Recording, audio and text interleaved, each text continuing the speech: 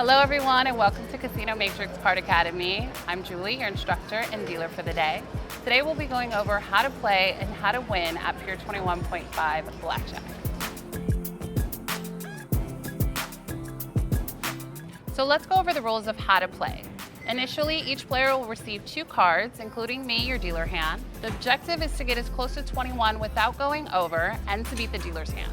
Each card is valued at face value. However, a Jack, Queen, and King are valued as a 10 and an Ace is valued as a 1 or an 11.